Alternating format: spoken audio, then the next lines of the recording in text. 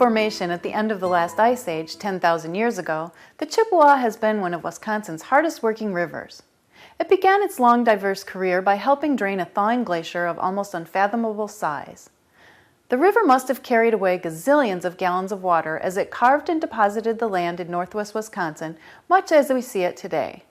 Since then, the Chippewa has become a major contributor to the advances of commerce, industry, and now recreation in Wisconsin's celebrated North Woods.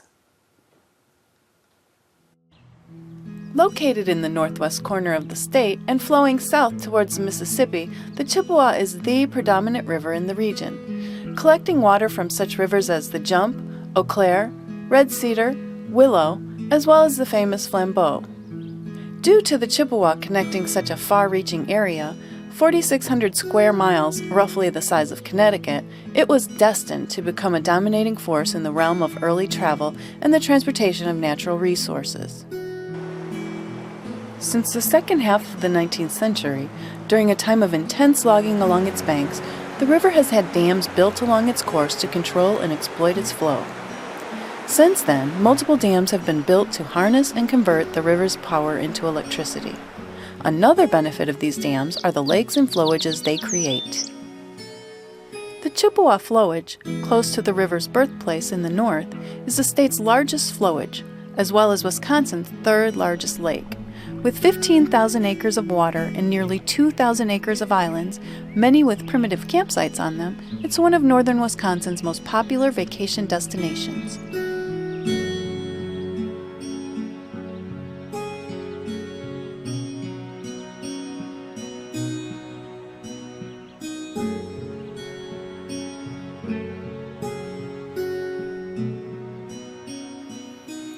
Much further downstream near Chippewa Falls is Lake Wissota. Formed by yet another hydroelectric dam, it provides 6,300 acres of recreational area, including an attractive state park sharing its name.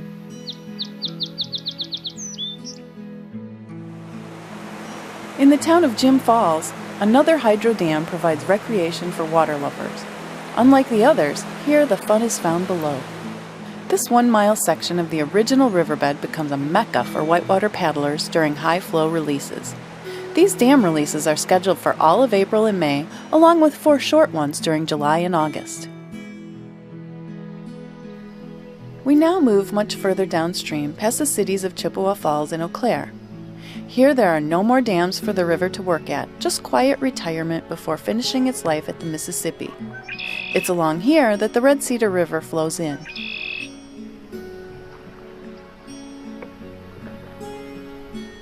Although not on the Chippewa, we thought that a short 6-mile paddle just upstream from its confluence with the Chip is worthy of a mention.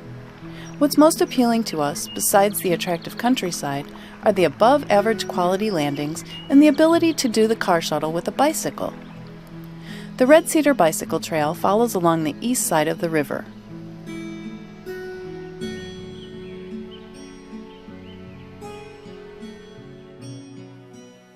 With over 180 miles of river to choose from, you can probably imagine how hard it was for us to pick just 2 short sections to describe to you. We think you'll be pleased with our choices.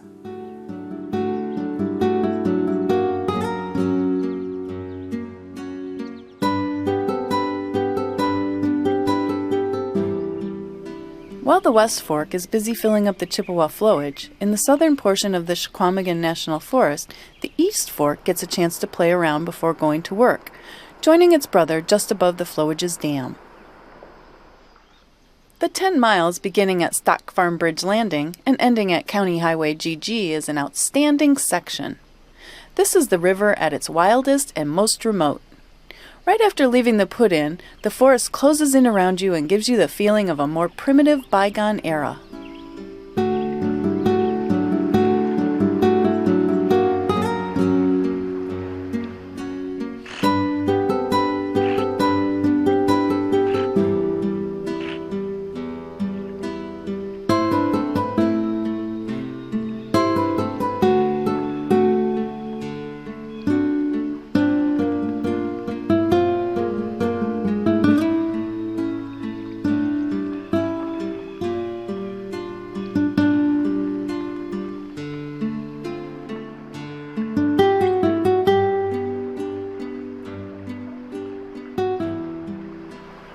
At approximately the halfway point of this trip, the bridge elevating Forest Road 162 makes for an alternative access point, or in our case, a convenient place for a lunch stop.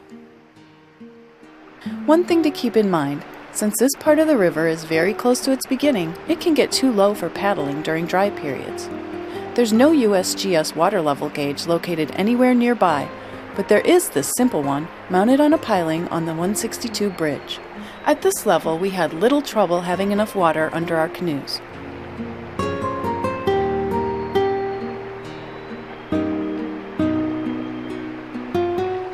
This section flows primarily through public land, with only a few cabins seen from the water. These are located along shore, where the river widens to form Bear Lake. Towards the end of your trip, between the lake and the landing at County Highway GG, you'll find what is left of a long demolished dam. During the logging days, these types of dams were built to slow and raise the river's levels, so logs could be gathered and readied for their trip downstream to the sawmills.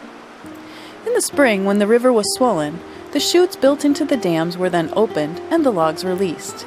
Now all that's left is a natural-looking short rocky drop in the river.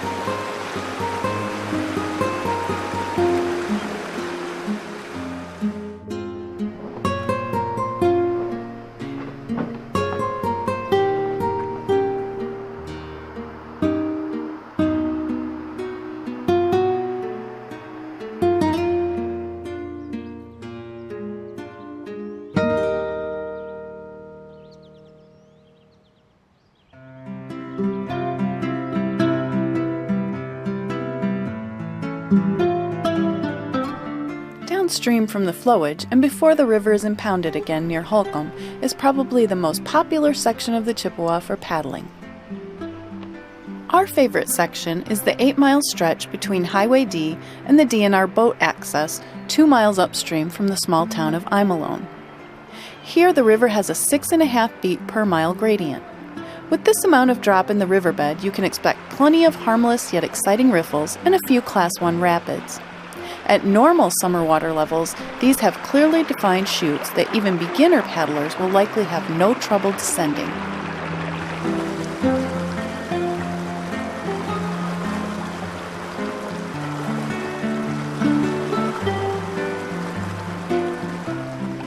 Because the dams that regulate the flow are not too far upstream, water levels here are fairly consistent for paddling throughout summer and fall. Caution should be observed during spring, when levels are likely to be much higher.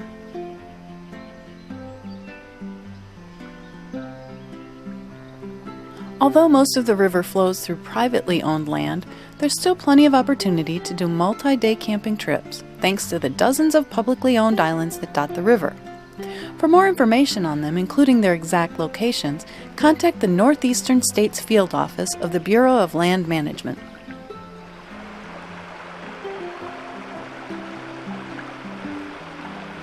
All the access points along this part of the Chippewa are pretty decent and can be found at nearly every bridge that crosses its path.